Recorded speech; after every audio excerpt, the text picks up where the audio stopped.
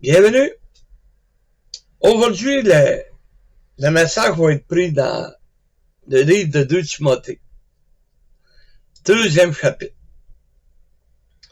2 Timothée 2, le verset 20.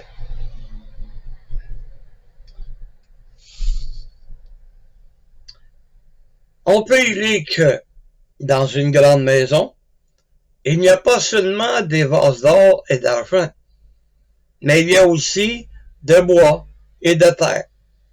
Les uns sont des vases d'honneur et les autres sont d'un usage vil. Si donc quelqu'un se conserve peu, en s'abstenant de ces choses, il sera un vase d'honneur, sanctifié, utile à son maître, propre à toute bonne œuvre. Fuyez les passions de la jeunesse et recherche la justice, la foi, la charité, la paix, avec ceux qui invoquent le Seigneur d'un cœur pur. Repousse les discussions folles et inutiles, sachant qu'elles font naître des querelles. Bon. L'apôtre Paul écrit à Timothée, un jeune ministre grec, pour lui montrer de quelle manière il devrait agir dans l'Église, dans sa vie personnelle. Et l'apôtre Paul l'encourage en disant que dans une grande maison, il n'y a pas seulement des vases d'or et d'argent. Il y a toutes sortes de vases, toutes sortes de récipients qui servaient à conserver soit la nourriture, soit la farine, soit de l'huile. Il y avait toutes sortes d'usages. Mais il y avait de ces vases qui étaient considérés comme des vases d'honneur. Prenons l'exemple lorsqu'un roi commandait des vases. C'était pour aller avec la richesse qu'il représentait. C'était pour aller avec ce qu'il y avait en or alentour, en argent. Il faisait faire ça par le potier. Ces vases qui étaient mis à l'honneur, bon, mais il y en avait qui étaient sur la table. On voit ça dans des vieux films, des gros vases, là, avec toutes sortes de couleurs, toutes sortes de dessins, dans le but d'attirer les regards. Le roi qui voulait mettre à l'honneur son argenterie, un exemple, ben il mettait des vases sur la table avec son argenterie pour mettre des fleurs, pour que ça paraisse bien, puis bon.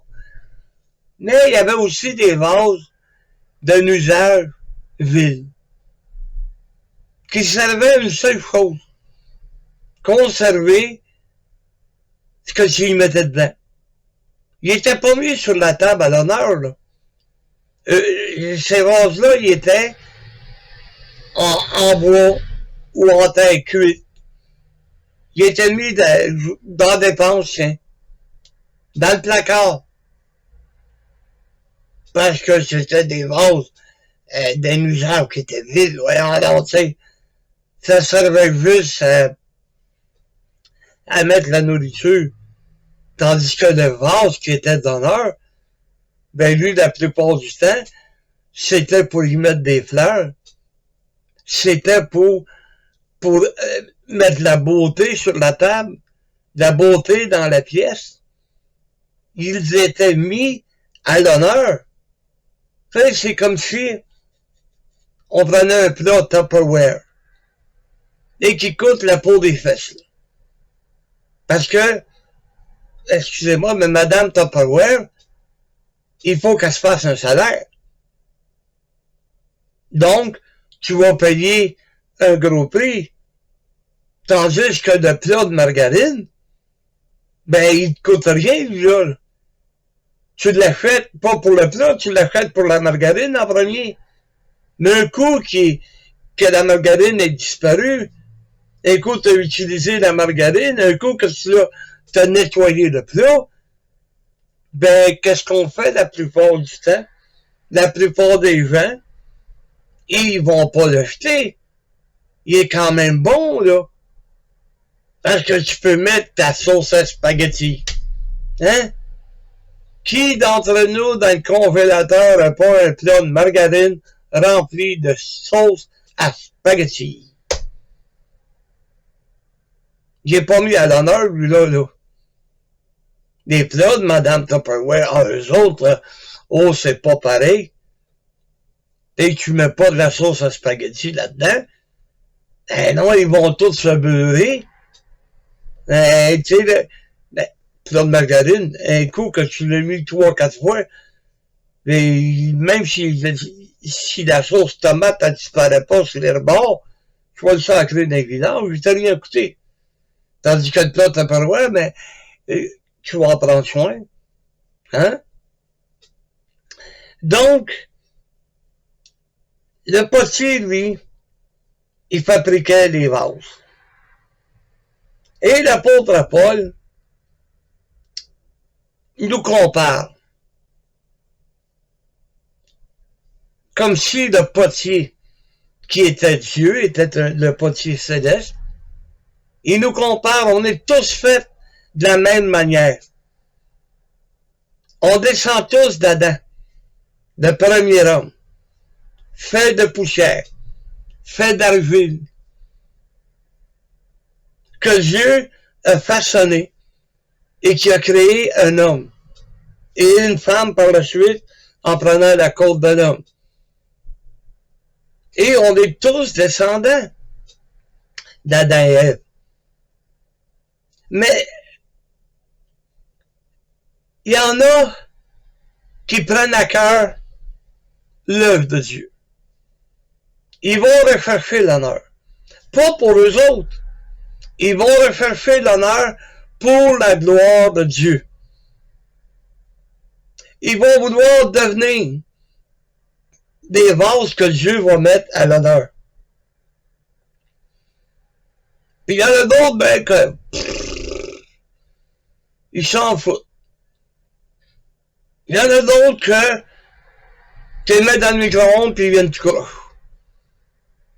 Tandis que des beaux plats Tupperware, tu peux les mettre dans le micro-ondes, ils viennent pas tout croche. T'as des vases qui sont mis à l'honneur. Des vases qui recherchent la gloire de Dieu. Tandis que d'autres, ils sont là, puis c'est comme s'ils étaient pas là. Tu les caches dans le placard parce que tu peux pas les mettre à l'honneur. Ils font la honte de l'Église, ils font la honte de Dieu, et la gloire de Dieu, bon, c'est pas plus grave que ça. Mais de quelle manière peut-on devenir un vase d'honneur? Et c'est ça qui va être le sujet de notre message aujourd'hui. Que dans la grande maison de Dieu, la maison du roi des rois, il y a des vases qui sont mis à l'honneur. Et nous devons donc rechercher la gloire de Dieu, comme il est écrit au verset 21. Si donc quelqu'un se conserve pur, ben de quelle manière je peux me conserver pur? En m'éloignant du péché. C'est de cette manière que je vais me purifier, en m'éloignant du péché. Et si jamais je tombais, si jamais je chutais, ben j'ai un avocat auprès du Père qui va me purifier de tous mes péchés encore. Ça veut pas dire qu'on va me mettre à pécher. Au contraire, Dieu voit les efforts qu'on fait. Dieu sait que, et il s'est fait pogner encore par le diable. Mais, avec sincérité, il est revenu vers moi. C'est de même qu'on peut se conserver pur.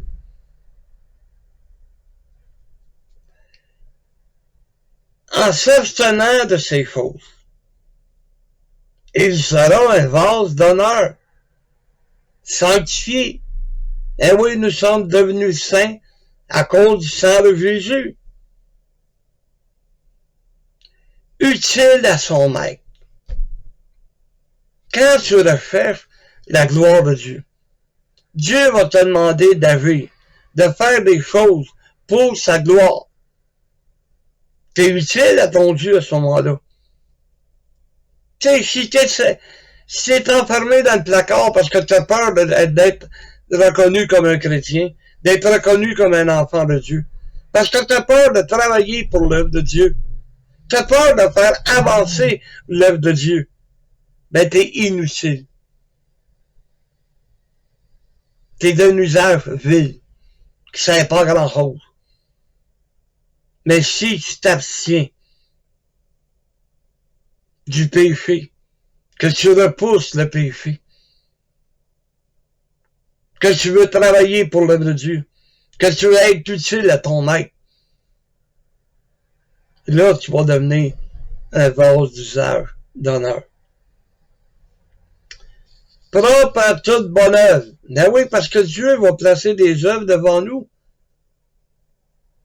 Il va nous appeler à accomplir sa parole. Vous savez, c'est facile de dire à quelqu'un, je t'aime. Mais c'est une autre paire de manches de lui prouver que tu l'aimes. Ton frère a besoin de ton aide. Ben, t'as mieux rester dans le placard. T'as mieux rester dans la dépense. Plutôt que d'aller vers ton frère puis l'aider.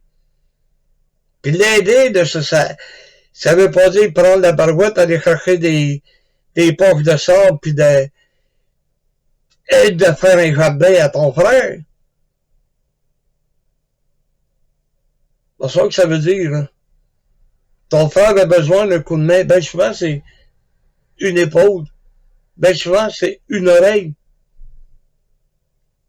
C'est sûr que s'il te demande de l'aider avec une barouette, mais ça se fait aussi physiquement. Mais l'aide que nous avons besoin l'un l'autre, c'est de se supporter, de s'aider, de s'aimer. Il faut être prêt à toute bonne œuvre. Dieu va les placer devant nous. Oh, l'assistance que j'aurais pu te donner, ben je l'ai mis ailleurs. Non, je suis trop occupé. Non, j'ai pas le temps. Trouve-toi pas mille et une excuses. J'ai pas le temps aujourd'hui, mais demain je suis libre. Ça se dit.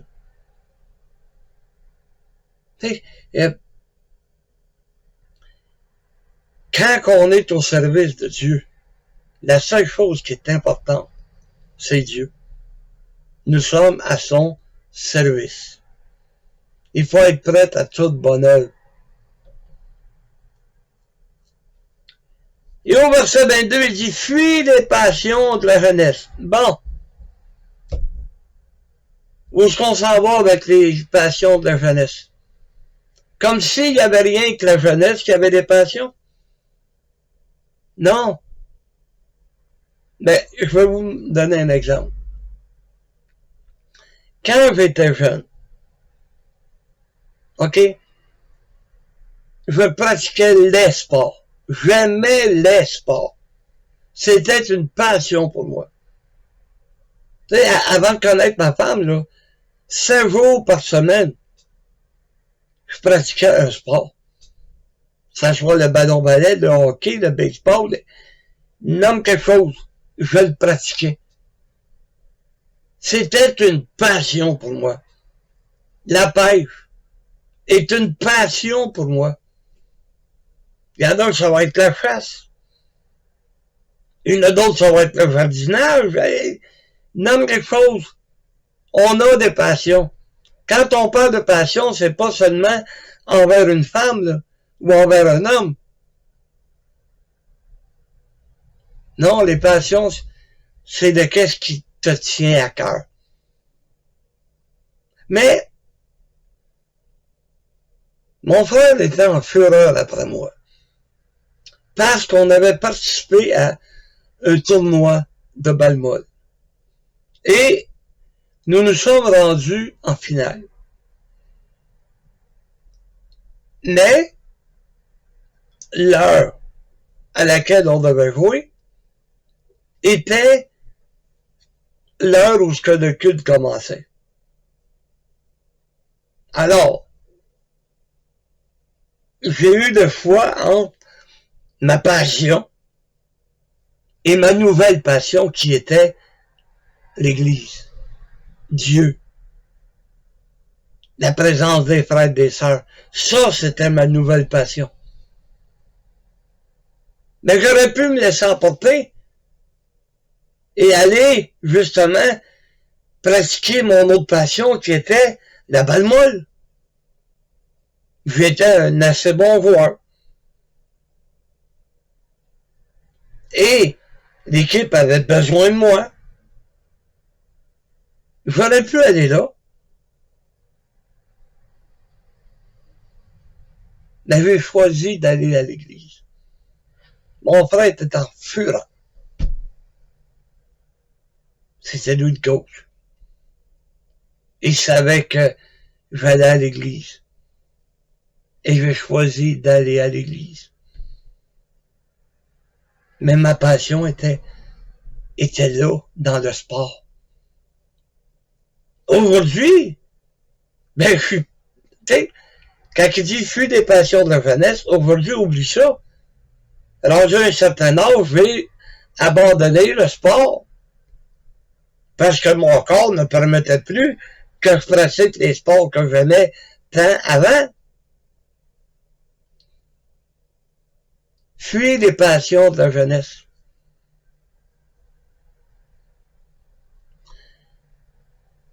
C'est pas parce qu'on est vieux. Il y en a autant de passions. Parce que j'aime autant la pêche, là. Puis ça me permet de pratiquer cette passion. Mais j'ai appris avec les années, avec le temps, que ma vraie passion, c'est la parole de Dieu. C'est Dieu lui-même. Ça, c'est devenu ma passion. Et c'est pas ce que Paul veut que je fasse. Il veut pas que je m'enfuis, là. Il fuit la passion de la jeunesse. De qu'est-ce qui t'empêche de servir Dieu? De qu'est-ce qui t'empêche d'aller à l'église? Que ta passion t'empêche de servir ton Dieu, l'Éternel, ton Église. C'est cette passion-là qu'il faut fuir. Mais, peu importe de qu'est-ce que les gens vont penser, peu importe de qu'est-ce que les gens vont dire, ça n'a pas d'importance. Ce qui est important, c'est ce que Dieu pense. C'est ce que Dieu voit. Est-ce que tu vas être un vase d'honneur ou être caché dans la dépense pour pas que personne te voie? Vous savez, à un moment donné, ma belle-mère est venue. Elle est venue me chercher. J'étais sur un terrain de balle. Il y avait quelqu'un à témoigner. Une jeune fille. Qui était chez elle puis qu'elle voulait que j'y aille la témoigner. Ben, je vais lâcher la partie, puis je suis en allé avec ma belle-mère et le beau-père. Et j'ai été témoigné de la jeune fille. Et la récompense, c'est que cette jeune fille est venue à l'église, puis elle a accepté Jésus comme son sauveur. Mais encore là, quand j'ai dit à mon frère, m'excuse, mais il faut que j'aille témoigner. Il est encore en fureur. Il sait souvent mis en fureur à cause de ça. Et c'est pour ça qu'à un moment donné, ben, Dieu m'a montré, regarde, tant qu'à avoir des chicanes avec tout le monde, t'es tout bien d'abandonner. Oui, parce que quand on jouait au ballon-ballet, c'était vraiment violent.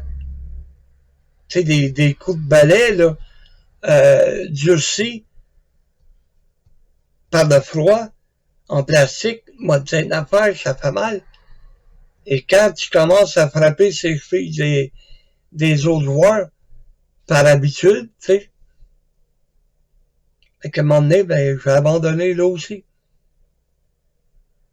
Et quand j'ai connu ma femme, ben, c'était plus un rôle, là. J'avais ben, diminué un petit peu. Mais ça me tenait à cœur, j'avais cette passion.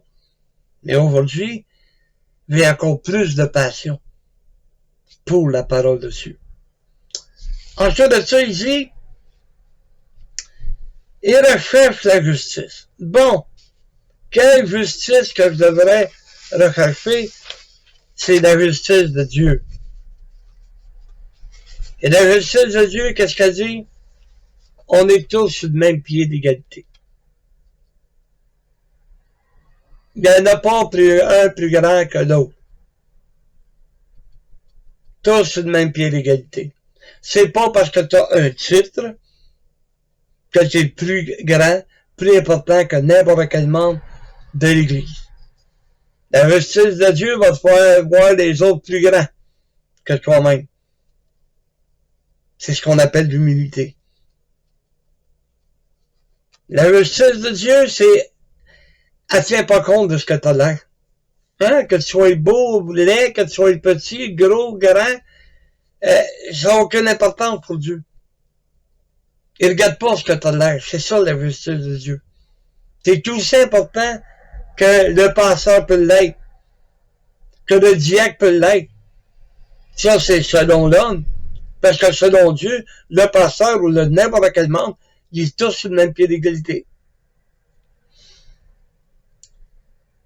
La justice de Dieu qui va être capable de te délivrer du mal. Elle va t'emmener à voir les pensées de Dieu et non les pensées des hommes. C'est ça, la justice de Dieu. C'est ça qui va faire de nous qu'on va être un vase d'honneur. Et non pas un vase caché dans le placard. Excusez-moi, soda. Recherche la foi. Ben, si tu recherches la foi, ben ça implique les épreuves. La foi va grandir, notre foi va grandir à travers les épreuves. Mais lui, là, Paul, il recherche ça. Ouf, attends un peu là, c'est pas évident. Là, c'est comme un frère, à un moment donné, il avait levé sa main, puis il demandait que l'Église prie pour sa foi, pour que sa foi grandisse. Ben, Dieu a écouté les prières. À un moment donné, il revenait à l'Église, il a dit arrêtez de prier pour ça. Parce que Dieu te met à l'épreuve. Tu veux que ta foi grandisse? Ben, je vais te mettre à l'épreuve, je vais te montrer c'est quoi. Hey, arrêtez de prier pour ma foi, là. Il y en avait assez des épreuves. La charité qui est l'amour. Tu sais, recherche l'amour. Pas l'amour physique, l'amour spirituel. L'amour que le Seigneur nous donne. Il nous donne à pratiquer cet amour-là, l'un envers l'autre. Vous irez lire 1 Corinthiens 13. Tu sais, il y en a qui connaissent ces passages-là par cœur. Mais il dit recherche la charité. Recherche la paix. Avec ceux qui invoquent le Seigneur d'un cœur pur. Recherche la paix, c'est la paix de Dieu. C'est la paix entre nous. N'oubliez pas que le diable va se mettre entre nous autres, puis la seule chose qu'il veut, c'est qu'on soit en fureur l'un envers l'autre. C'est qu'on ait quelque chose sur notre cœur contre un frère, contre une sœur. Mais Dieu dit recherche la paix. L'apôtre Paul nous le fait connaître. Recherche la paix. Et allez voir dans l'évangile de Matthieu au 18e chapitre.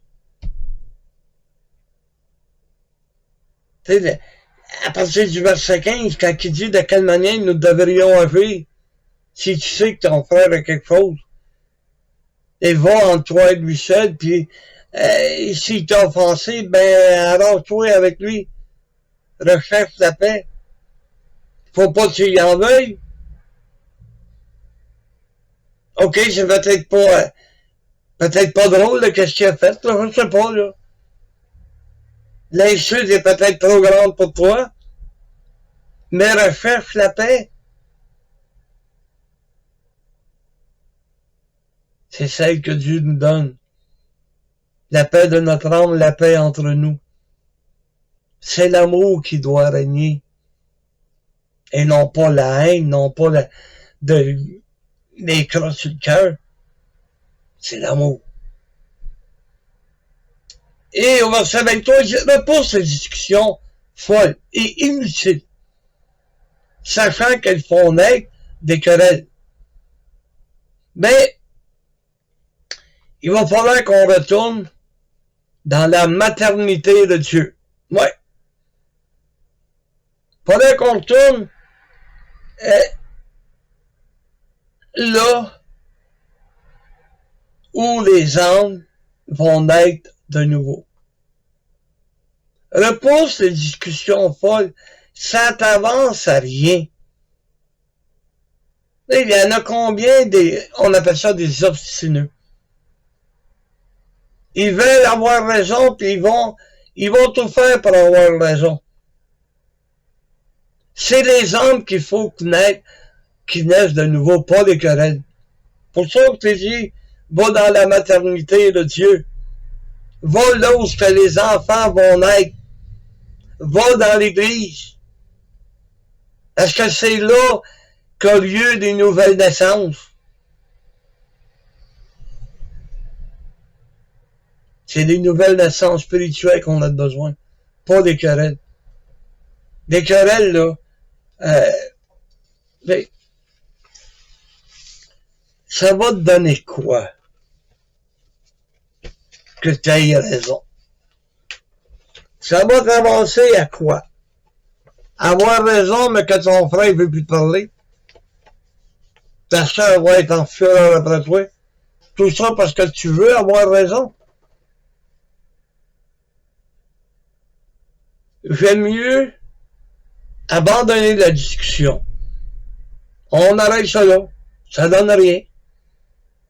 Vous savez, c'est comme une chicane de ménage. Les deux veulent avoir raison.